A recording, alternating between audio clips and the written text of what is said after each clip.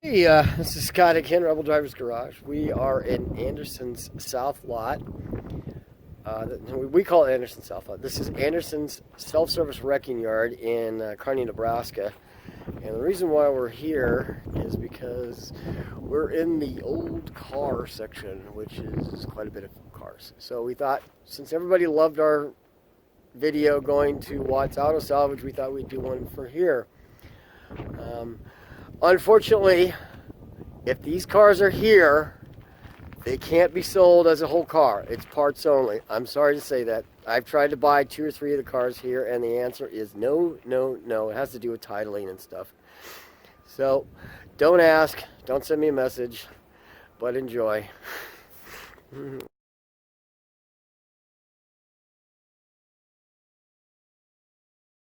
Yeah. Look at here, 66 Mustang. Typical of a 66 Mustang in the salvage yard is there's not much left of it.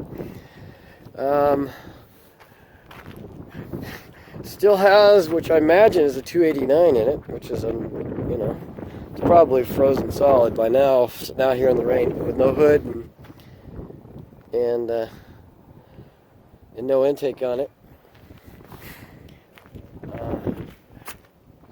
It's amazing. You could buy every single last part of this car, including even the substructure, out of a catalog, and they still want to buy. They still want these for. They still buy the. Still want to get, stuff off from original car. There's still some good stuff here. I mean, the cowl and the looks pretty solid, except that's typical of the inner fenders. They're always rusted. But not much left of it. They cleaned this one out pretty quick. You can take the roof skin, I suppose. Yeah, the roof skin's still good. Yeah, the floor. Somebody already got parts of the floor. Hey, there's a fender still. How about this? 1961 Ford pickup truck Unibody. Short bed. What do you think? This doesn't have the engine or transmission in it anymore. You can tell a Unibody because the bed is actually connected to the cab. It's part of the cab. It's pretty cool. Looks like it had a 4-speed in it.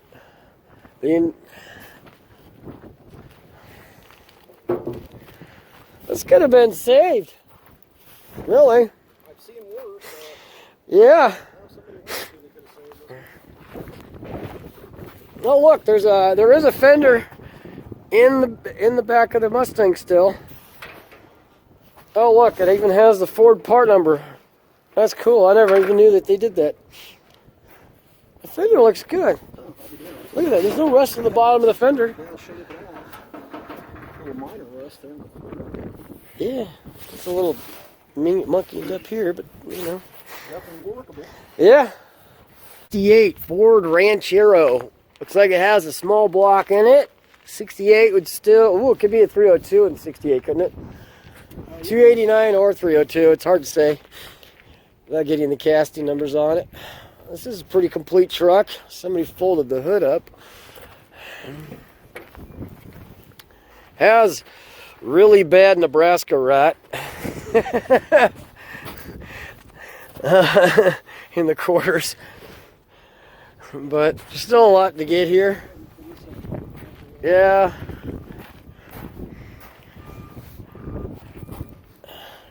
Pretty nice. Somebody snagged the rear end out of it.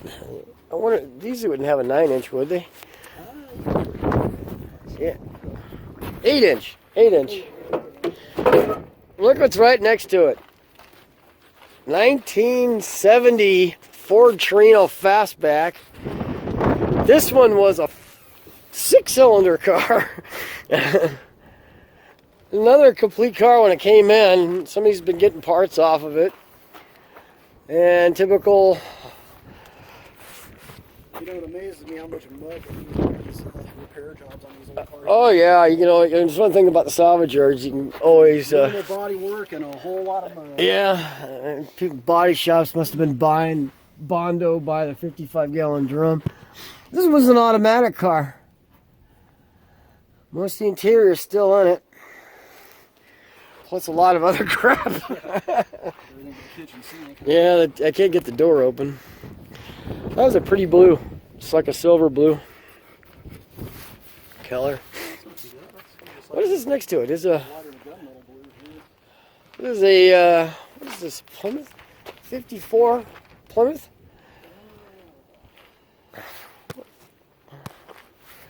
It's got a flathead 6-cylinder. Yeah, it's an interesting heater setup where the heater core is way out by the radiator. And there's the fan, squirrel cage. Usually in a car like this here in the farmland area. Oh, I like these door handles. These are cool. It's become a mouse home. Oh, check out that heater setup. That is cool. That is really kind of cool. I like how in the 50s they still had a lot of Art Deco influences in the dash, especially like on the fonts, on the numbers. That is really kind of cool. I love that heater. Yeah, that's where they have that's the radio there, and this is where the speaker was at, hidden in there. That's sweet. Yeah, 3-speed on the column, typical of that era. What is this big ugly monster? Is this a Mercury? Oh yeah, Lincoln. Damn, that thing's a tank. Has the Mel engine in it, the Mercury Edsel Lincoln engine, similar to a Ford FE, but apparently there wasn't a lot that changed over. And I can tell right away the intake manifold bolts are completely different than a Ford FE. This thing's wow, it had air conditioner in it. This had you could drive this half-blind instrumentation in it. Really? That's the size of this thing. Yeah. Was it the grandma size speedometer? Yeah, well, look at it, man. Oh, Lord. Yeah. Yeah, you don't need your reading glasses to see that. That's cool dash. Look at that steering wheel. That is kind of cool, too. That's kind of cool, too, that steering wheel. Big, huge horn button. Look at the wraparound passenger side dashboard. That's cool, yeah.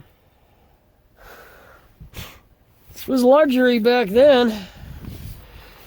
It's like it was originally blue, and they painted it white. That seat even had a pull-down armrest in the center of it. Yeah. Yeah, these were nice. This one had the electric back window in it, too. Oh, yeah. Look at that. Like the Turnpike Cruiser had. Yeah, you can see all the electronics that were in the door. There's the wiring harness for it.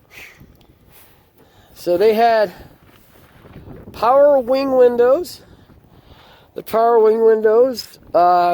door windows, and probably the switch for the back window. But this thing had an air conditioner. This one had air conditioning. I'm surprised that it actually had air conditioning plus the Turnpike Cruiser style backflow AC airflow on it. That was one of the things that the Turnpike Cruiser was doing, was giving you better airflow because air conditioners were so expensive in the late 50s. I mean, they were a lot of money, $400 or $500. No, this is a pretty cool car. The body on the outside, the body design is not my favorite, but there's a lot of cool details in these. Right next to it is a 67 Galaxy 500 4-door sedan. This one looks like it was in pretty decent shape. It has 289 in it. Not rusted out. Go to the dad's work car, take your pick. Yeah, Grandma going to get her hair done on Wednesdays. Here's another Lincoln 4-door. 66, yeah, four-door sedan with suicide doors. Somebody yanked the big Mel engine out of this baby. They were well over 400 cubic inch in 66. I forget what size they were, but they were big engines.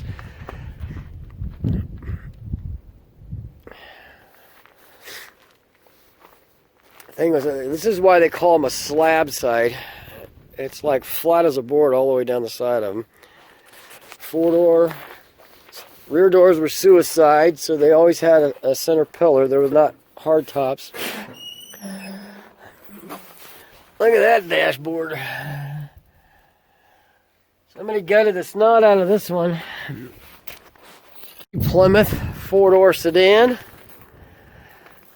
You see how they have the... Yeah, see how they have the heater core up here on these? And then it went back, and I guess the fan blew through it. This is similar to that 54 we just saw a minute ago. Oh, next to it. This looks like a 55 or 54 Cadillac. Somebody had to have the hood ornament out of it. They took everything. Well, yeah, baby blue. It still has a Caddy V8 in it. I forget what size they were doing. 55. If it was still the 360. 331. 331. Yeah, and I think in 57 or 58. I know by 58 they had for sure. They had there was a 365 cubic inch. Man, Sedan DeVille. Hey, metal garbage can. Remember those? Oh yeah, I did. This one's a little more simple. This one has a big radio in it.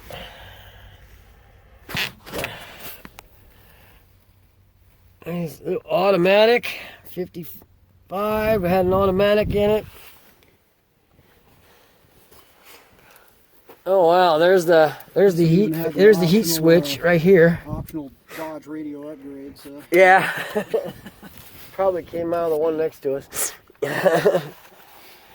Yeah. Nice car. This one didn't have power windows yet. 55, I'm sure they're rare to have. 53 Dodge, four-door sedan. Looks like they went back and marked a lot of these. Urgh! The door won't open! These had a flathead six-cylinder in them as well, I believe. Yeah. I don't know if it was the same engine as the Plymouth, probably. I'm sure the Dodge experts will school me on that. This one's got interesting dash setup as well. I love the way the old fonts were back there, the speedometer and temperature. Here's amps. Look at the built-in stereo or radio.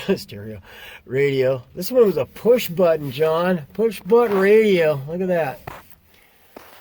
That thing is cool. It has the radio and the speaker built in. And then the passenger got the clock and the ashtray. Looks like there's a under dash. Yeah, that door ain't open. It's frozen. So you had separate knobs for the headlights, the panel lights. Oh, I even had a lighter. That's pretty rare for 1953. Oh, yeah. That's pretty cool. So did these have a starter button? And I don't think these had a starter button. I don't believe these do. No, there's the bright light switch down there. But so usually the starter button was by the gas pedal. That's pretty cool. Nope, I didn't even have it running. So here's a 64 Buick or Oldsmobile Dynamic 88. See the 394 cubic inch V8, I believe. I'm not positive. But you can see how Oldsmobiles had these super wide intake manifolds. And two barrel. Factory options that had power brakes on it. Yeah, power brakes. That was probably pretty standard with these Oldsmobiles. I mean, little old ladies. Yeah, true. This one has a AC condenser in it, though I don't see any evidence of an AC compressor. Well, the belt was there, so it's a pretty solid car. Oh yeah, there we got Bondo and the quarters here. Look at that trunk. Yeah, no wonder the mobs love these big old cars. They can stick 10 dead bodies in the trunk of these cars. 58 Chevy Bel Air 4-door sedan. They had quite a bit of trim for being a lower trim model than the Impala. You can see the silhouette where the Bel Air mark was at. The Impala used to have a little dealie up here that almost looked like a third brake light type thing that came along in the 80s, but it's not. This one's pretty stripped out. And next to that, is that a 49? Is that a 49 or 50 Chevy? 1 year only body style. Yeah. Is it a 50, 51? I'm not real good with these earlier Chevys. 4-door sedan. They have a bunch of these down here. Ooh. Ooh, look at the white walls on it. Wide whites. They look like they're spray painted on.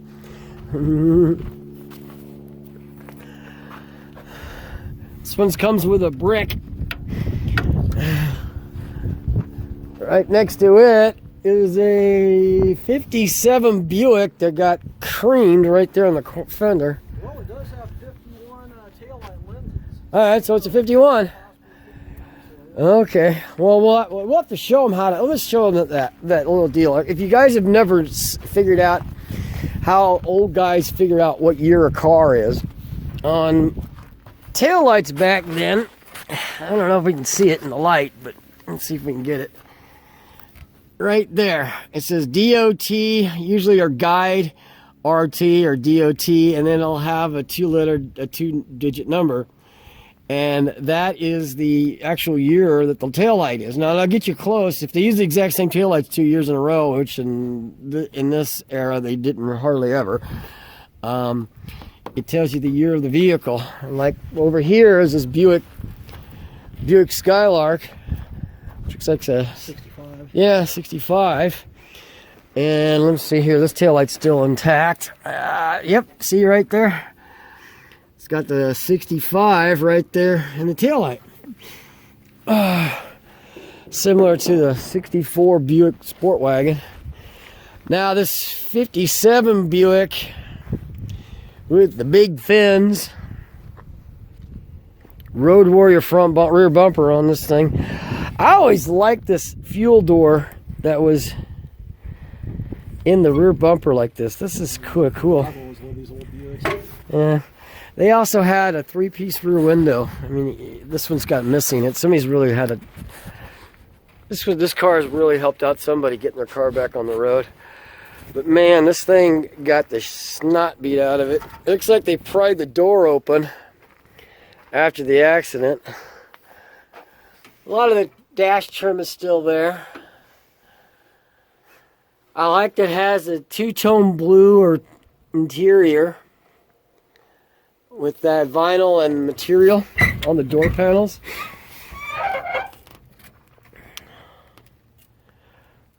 I wonder, it's got the vent in the middle of the dash. I wonder if this was an AC car. I like how it has a separate ashtray for the passenger and the driver. Way over there on the other side of that wide glove box door. That's kind of wild. Yeah, they had a different dash pad. And they had the old 57, they had the nail head. You can always tell a nail head is the valve covers basically sits flat. Yes, flat or straight. They don't sit at an angle. They sit like this. These were not big engines in this era. But they're a good little engine. They call them nail heads because the valves are so small. About the size of the valve head was about the size of a nail. Here's another kid, big old caddy. Looks like a 54. These things are huge. And look, what's interesting about these is they had a separate heater on each side of the car, John. If you notice that, they have a heater core, heater fan system, and AC system on each side of the car. This one still has the 331 V8 in it. Yeah, see how it's got it on each side of the car? Yep. This thing was a freak. These are complicated cars back in. Oh man, they were. I worked on a 58 a lot, and these things are just complicated as heck. Somebody went through the trouble of taking all the head bolts out of this. Didn't take the engine out. Probably because they couldn't get it to roll over. Has a tiny little 4-barrel. The pad for a tiny the WCFB Rochester 4-barrel, sometimes known as the Ford Jet. This here is the kickdown. It's not kind of the kickdown cable for the Hydromatic. Explain to me how diaper stained brown was a pretty color in 1973 or 74. What was the deal with it? They had the most popular colors in the early 70s was puke yellow, pea green metallic, and this ugly ass brown. I mean, then again, they were wearing polyester leisure suits with mint green. Oh, zipper boots. Here's a 66 Ford truck. This one's got an FE engine in it, looks like. 2-barrel. Probably a smaller one. Could be a 390. Corvair. They got a ton of Corvairs on here. We'll show a bunch more later. This is an early one, 63. Wow. 2-door. A lot of these that they have here don't have the engines in them. This was a 4-speed car. Still has the shifter and all that in it. Oh, nice. Got a bunch of parts from other cars in it. Let's see if the motor is in it. Oh yeah, the opposed air-cooled flat 6-cylinder. You know why a lot of people take these? Is I hear you can actually use these. These are air-cooled engines, very much like an airplane air-cooled engine, like a Cessna would be. Yeah. And they can run these in an airplane. I've seen people do it. Somebody was one of the guys I used to work with was telling me all about it. And yep, posed. It's a flat, what they call boxer style or whatever. Air cooled. It's got twin carburetors, one on each bank. I always liked this crazy belt setup they had with the fan for the coolant. These are pretty cool. They had a transaxle. Definitely an interesting engine configuration. Yeah. And I like how they have the vents in the truck to let the air in. Version of the turbocharged. Yeah, a little spider version. Those came on later. I like these. That's cool. Those details. Cute little car. Ralph Nader did everything he did to get rid of these things. Corvair Monza 900. I don't remember ever seeing that before. Yeah, that's a model I'm not familiar with. Yeah. Monza, I think, was the upgraded version, so the higher horsepower. Oh, look at this next to it. Pair of satellites. 65 satellites. These came in here, they were complete cars. Minus engine and transmission. This red one was actually it still has a transmission in it. This black one was a pretty solid car. It's been stripped pretty good already. It's saying the guy was trying to sell these for a while and he couldn't sell them. And then they came here. Once they're here, they don't leave. That sucks. But somebody's got a solid car to work with. Looks like they hot rodded this one. This one had a console on it, John. got the brackets for the console. It's not a 4-speed because there's an automatic pedal, but this car was originally this is a kind of gold color. It's me painting it black years ago.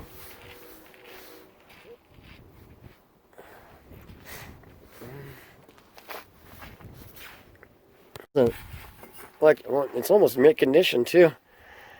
Pulls tab style, where you put the pull tab in the beer can. Yeah, hope you don't swallow it. That's why they don't have the pull tabs anymore, is because some dumbass swallowed it.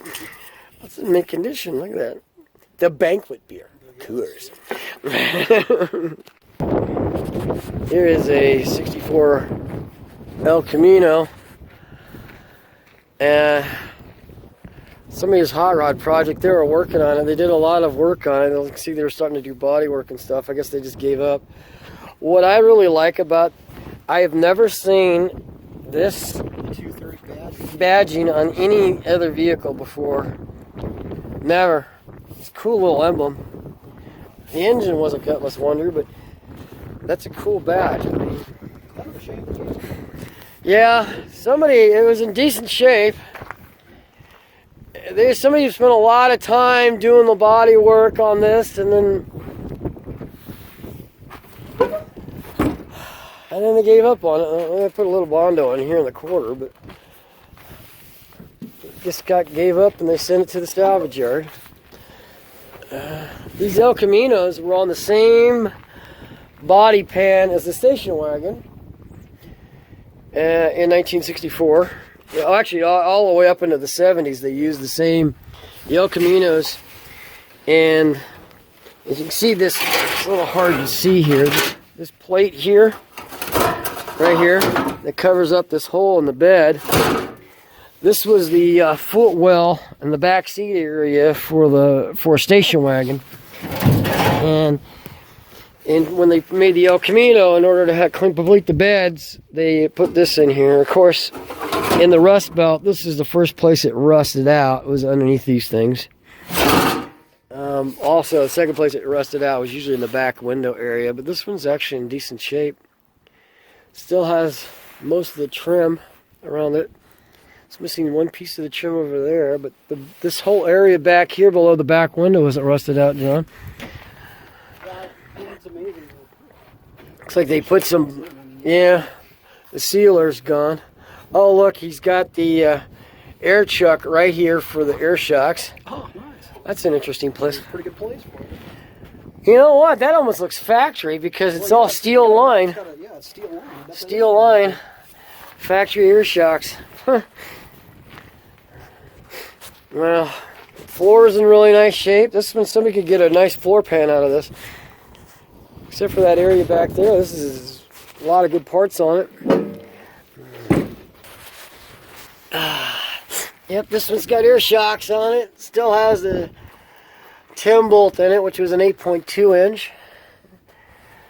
And I don't see, can you see where is the, I'm not sure where the factory hardline went for the air shocks. Those are Napas. So he didn't have Gabriel hijackers, he had Napa air shocks on this baby.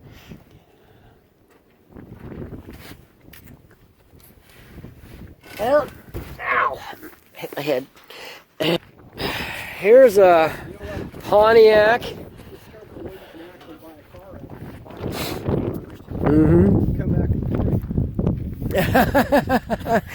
That's one way to do it. These are a cool little Pontiac station wagon here. This one actually had half of a 389 V8 in it. No, this is a Pontiac. And so it had the half of a 389, which was just one bank of a 389. Automatic. And these, oh no, wait a minute. This is an Oldsmobile F85. Yeah. But, and this one had the traditional rear end in it. The Buicks and the Pontiacs had one really cool little station wagon. A Buick, Oldsmobile F85 station wagon. I'm sorry, I've just kind of screwed that one all up. Yeah, it says F80. That's how I found out. But it's a cool little station wagon. So, yeah. Definitely a first for me. Early 60s, probably 62, 63. Something like that. It's pretty cool. It's been a fun car. Yeah. Oh, look at that. They got two in a row. There's a 1959 Ford two-door sedan. So it's probably... You think it's not a Fairlane? Could be a Fairlane. Anyway, here's a 59 Ford sedan. Like that. Neither one of these have their engine drivetrains in it. Well, wait a minute. This one still has the 3-speed in it, which is not a top loader 3-speed in this era. Yeah, I think the majority's Yeah. Well, they had the Ford 500, which was a base model. Yeah, the Ford Custom, the Ford 500, which was a base model.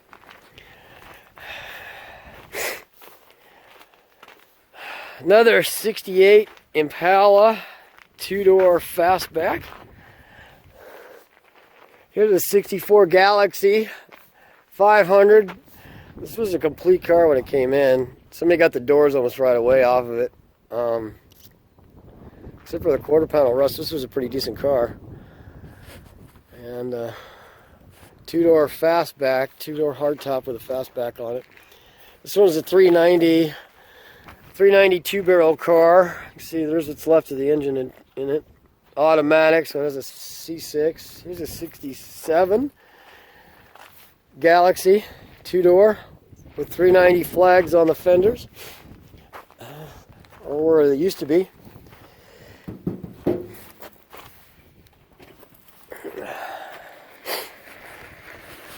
Uh, 60 Impala or Bel Air. It's got the fends on it. Got another 58 Chevy. That looks like a Bel Air as well. This is a Bel Air. It's hard to say because the Bel Airs in '58 had quite a bit of trim on them. well, the Biscaynes. They're the ones that had no trim on them. But that's a four-door sedan. Yeah, it's a Bel Air. It doesn't have the Impala deal on the top. Somebody cut the roof off of this 49 or 50 Chevy.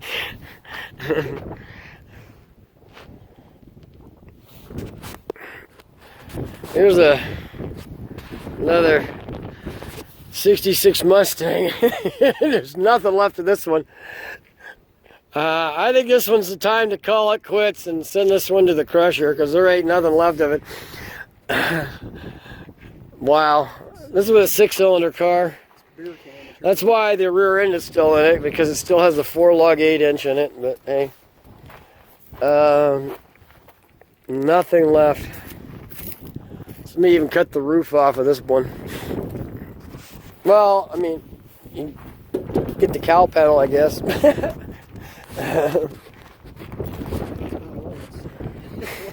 Yeah. No.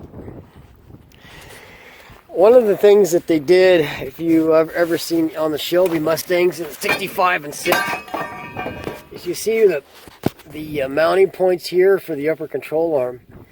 In order to get better caster out of them, they moved it down and they moved it back. So they modified it where this original mounting holes were down 1 inch and back 1/2 inch in order to get better caster for better handling on road racing.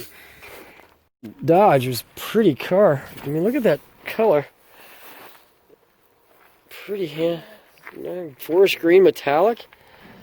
Almost. All the rest of the paint's on the outside of the car's been burned off from sitting, but we had a big ball on the shifter. I like the reading lamp in the back with a glass metal frame and a glass lens. By the 60s, they became plastic and just disintegrated. Next door we have a 63 Pontiac Grand Prix. This one still has the 389 two-barrel engine in it. It's amazing how many of these engines are still in this yard. Two-door. It's like a tree or something fell on the quarter panel. This looks like it had the bucket seats and console. You can see the shifter linkage here still on the floor. Most of the rest of the interior is gone. White with brown interior. Yuck. Yeah. Here's another one of these late 50s, early 60s Lincolns. This one still has the engine in it, most of it. Big old Millie Mill. And the dashboard changed on this one from the other one we looked at. It's got pods on it. It's pretty cool. It's got a look at it. It uses an electric button for the brake release. Look at that. That's cool. It still has the big door release handles on it. This one was had power windows. That's pretty cool. Safety belt sticker was factory. I don't know. Here we go, 1968 Impala two-door fastback. Not an SS, but yeah. These had the engine call-outs in the marker lamps. It'd be right there, but yeah. Yeah, this one was not tricked out. Might have had power steering or power brakes, but yeah, somebody got the engine trans, somebody got part of the dashboard out of it. My friend John loves the 68s. This is my least favorite year of the 60s. I don't know why. I just know not a big fan of the grills and the head tail lights on it. Next to it is what is that? Oh, it's an Oldsmobile, a 60 Oldsmobile. Yeah. A lot of flat areas on these 60s. And the engine's still on it. What was this? There we go. Yeah. Check out the horizontal fins on the back and the sweeping down rear bumper on these. These are cool. So we got the tail lamps and the backup lamps. 66 Impala four-door sedan sitting next to it, or four-door hardtop. See, hardtop. 283 two-barrel still in it. Distributor holding it up. Somebody got the transmission out of it. Non-power steering. There's another one of them 60 Olds. Oh, actually, no, that's something else. What is that? Is that another 60 Olds there? Actually, that's the Starliner. Starliner. Oh, Ford. Yeah, that's right. No, Fairlane 500. Yeah, my mistake. Same car, different badge. Yeah, that's the one behind you. It's a two-door. Another 60 Ford. Two-door post.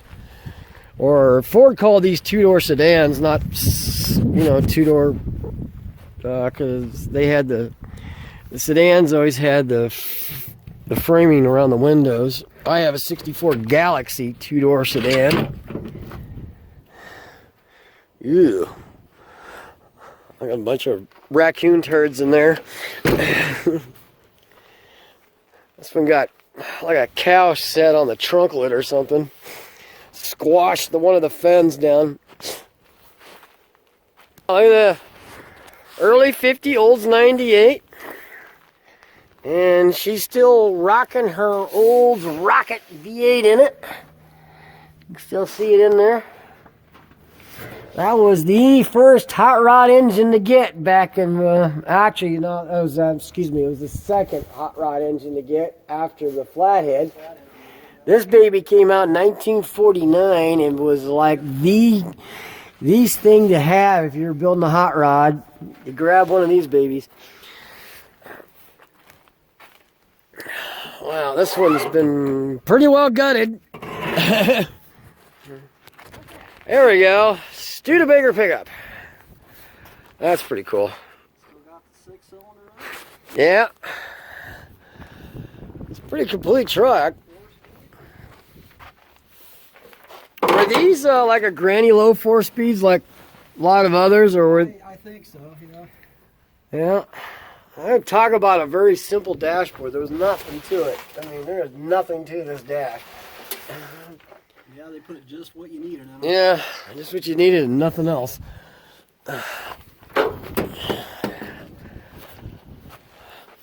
Yep. The yellow valve cover on there. Somebody painted the valve cover yellow. Yeah, typically, yeah. I think they went all. They did go pretty heavy duty on the leaf springs back here. If you can see, look at back here. They got. They got 3 extra leaf springs back here to help it out. But it was an extended frame, really. I mean, the sedan frames weren't this long either. So, but they kept it very simple, which was what Studebaker did. They kept costs down by doing a lot of swapping over. The front clip is the exact same thing that was on the car.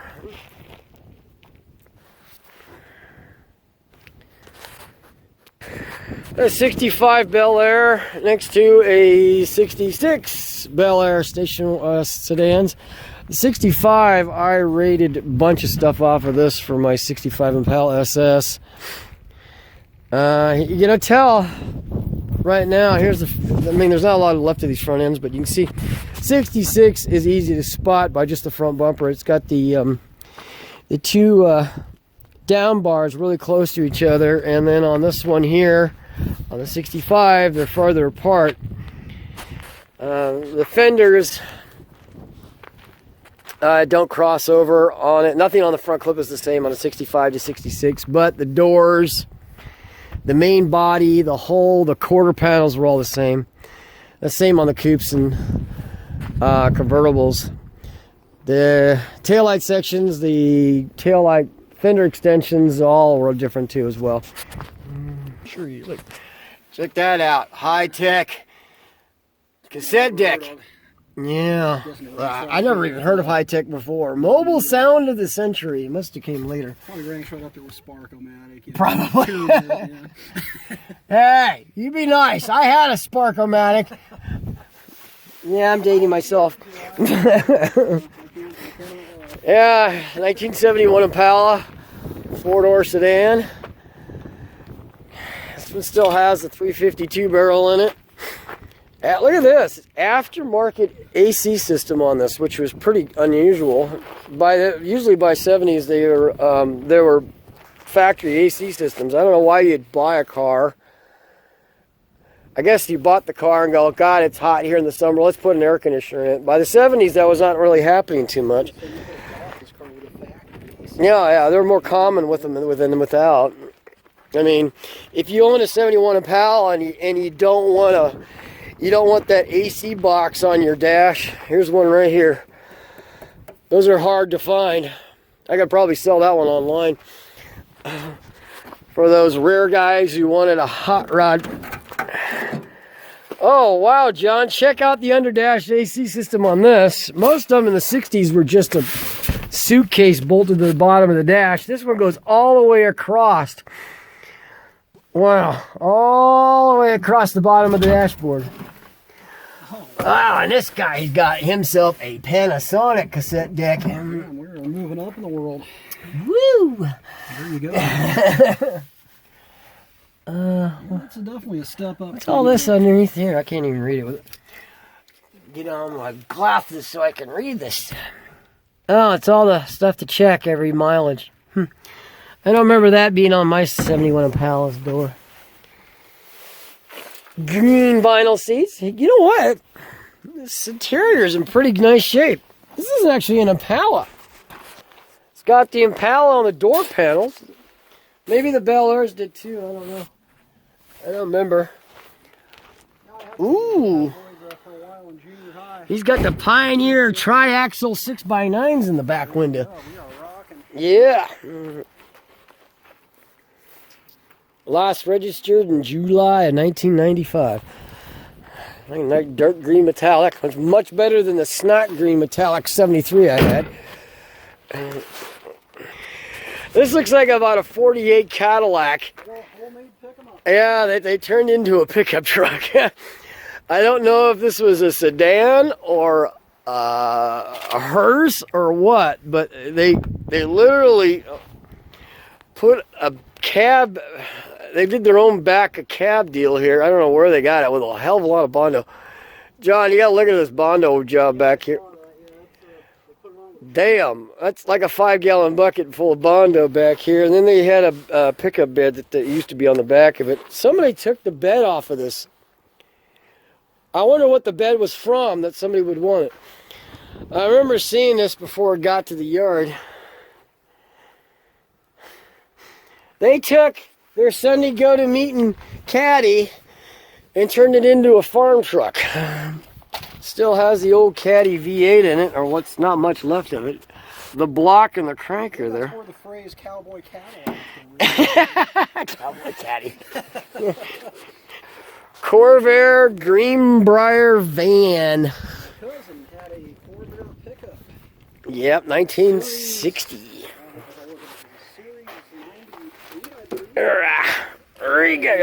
Factory 4-speed on the column. Yeah. Yeah, this one was a stick shift. Part of the engine's in the, it looks, you can see the heads are back here on the floor, the alternator. There's another alternator. Somebody did some work on this one. Got some custom wood boxing going on thing back here. Oh, I never noticed on these, John, is that the side windows on the driver's side where there's no door actually roll down. There's window cranks.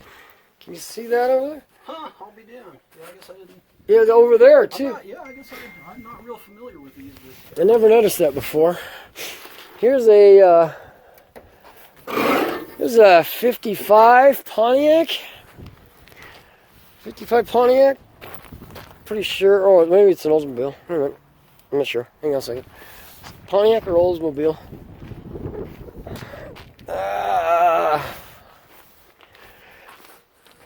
It's an Oldsmobile. Yep, Oldsmobile. 55 Oldsmobile. Probably a Holiday 88 four-door sedan. The Rocket old V8 is gone. Somebody wanted that for their hot rod project. Oh, here we go. A Hudson. There we go. Talk about a dirigible with tires. A terraplane or a Hornet? God, I don't know. This thing had a flathead, straight 8, weighed more than a Honda. It's a according to the marker on the windshield, it's a 49. These had flat floors for the most part. Well, at least they used to. This one's gutted to heck. Not a lot left in it. Wow, this one was an automatic and had a chrome-plated steering column in it. That's weird.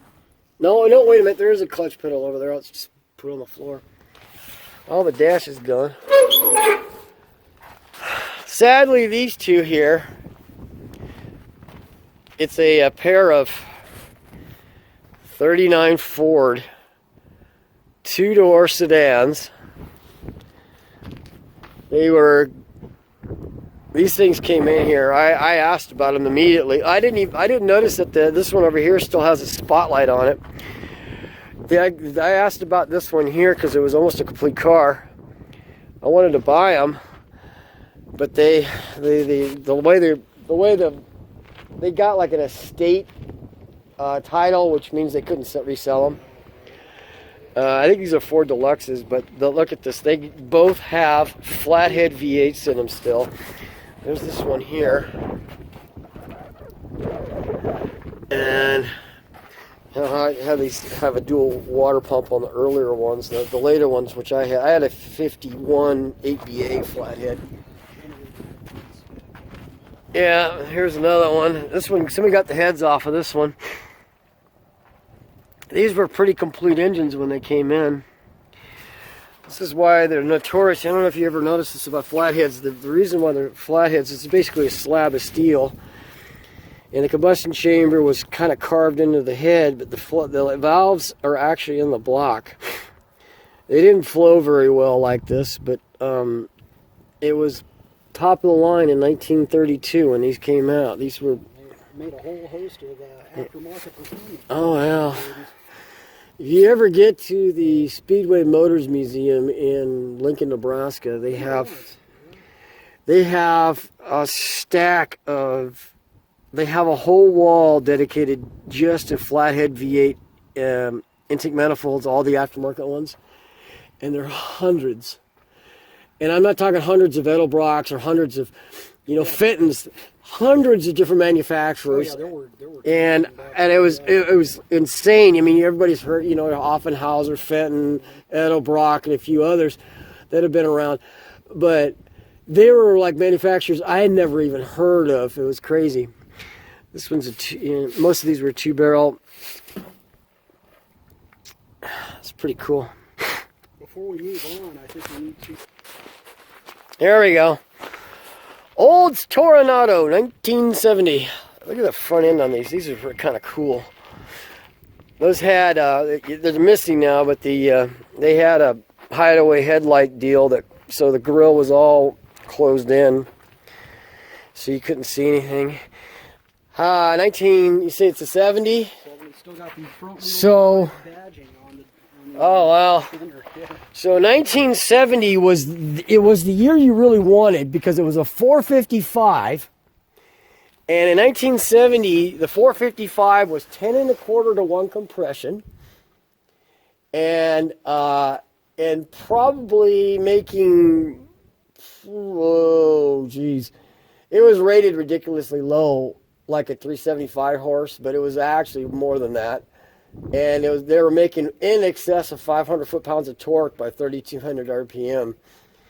All you really needed for a 70 Olds 455 was a set of headers, high-rise intake, and a camshaft, and you had a monster of an engine.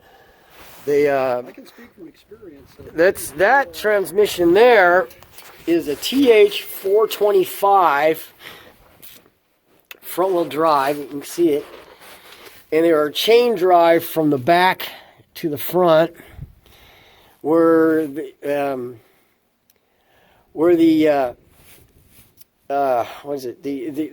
had like an output shaft that went off to the side, and then you can actually hear the chains in them sometimes when they're going, and it had like a kind of like a differential going on in the front here, which is almost like a rear differential.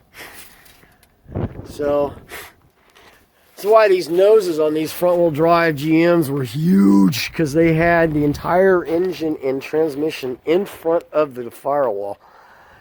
And I can contest these do some insane front-wheel drive. Oh yeah. A buddy of mine's girlfriend had one. Oh, I did one, a 76 Eldorado convertible I used to work on. I used to have one. You could blow the front tires off on these cars at will. Does this one still have its interior in it? Front seat's gone. Most of the dashboard's in it. It's got a tilt and telescopic wheel. See the telescopic knob here? You lifted that and you could pull it back and forth. See? I forgot these had that option. Yeah. And you need to go back and lock it, and then have the tilt knob over here.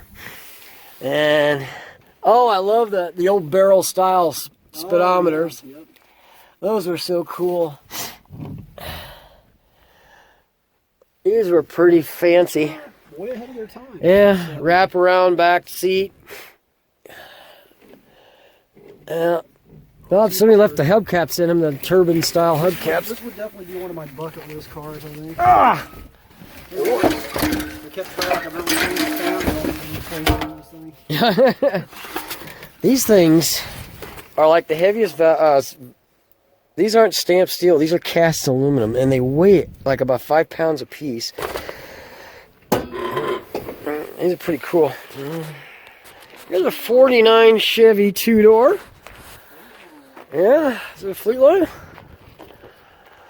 It's got the old Stowboat 6-mil cylinder in it still. You could probably make that thing run if you wanted to. It's a pretty solid car on this side. Terrible shape. Quarter panels aren't rusted out. Rockers aren't rusted out. Little bit of rot going on here. Check out that hitch, lordy. I like these light, the license plate light pods. Let's see what. Look at it. Oh wow! So that's how they welded it onto the frame. That's a factory setup. Really not no, they didn't have factory setups. No, it's like a homemade deal. Nice big trunk these had. These are deceivingly large trunks. So every spare tire in Nebraska in the 70s was a snow tire.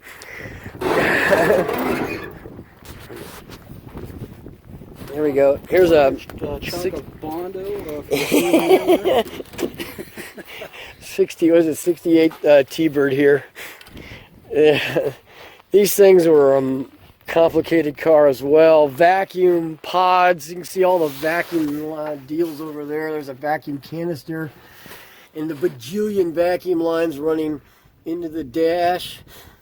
All this was for the not only for the headlights, but they had vacuum operated trunk release. They had vacuum operated door locks. If you don't like vacuum operated cars, this is look at all these vacuum lines. They're literally a nightmare. Oh. I had a 70 LTD. Everything was vacuum. Yeah. So these things were a nightmare. There's all the power windows. So it had vacuum operated door locks. Wow, this one has the cruise control on the steering wheel still, which was typical of Ford.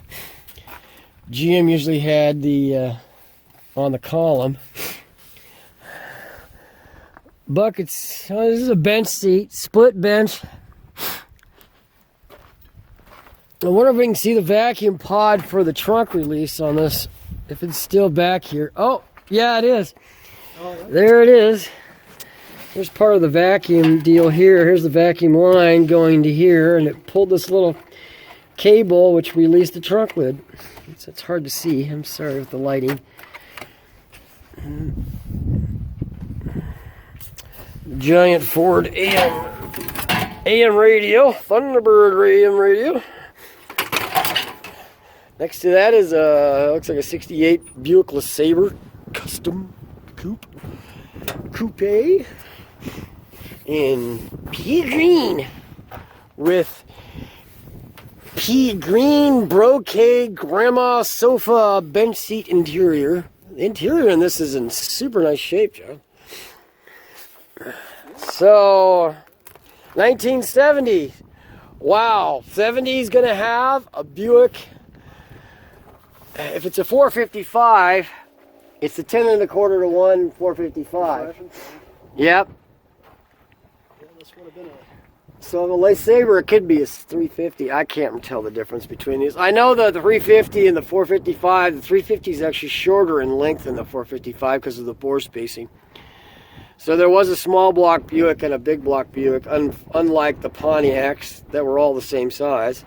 Well, there's a lot of sheet metal here you got to move down the road. Yeah, but I'm not sure if this is a 455 or not. I have to probably have to clean off those mud off the valve covers to find out for sure. But if it was, this is an epic engine to get, because the heads were much better in 70. 71, they dropped the compression from 10 1/4 to like 9 1/2 to 9 to 1. And by 73, they're all down to like 8 1/2 to 8 1/2, 8.1. By 76, Buick, Olds, Pontiac engines and Cadillacs were all 7.6 to 1 compression. I'm going to end this video here. There's so much footage on this particular salvage yard, Andersen's self-service wrecking yard in Kearney, Nebraska, that I wanted to split it up in 2 parts. That way the video is not 2.5 hours long. So there is going to be a part 2. So thank you for watching this one. And if you like the video, please hit like. If you like watching these type of videos with me, please subscribe. My name is Scott. This is Rebel Driver's Garage. Stay tuned for part 2. Should be coming up in the next week or so, okay? Thanks a lot.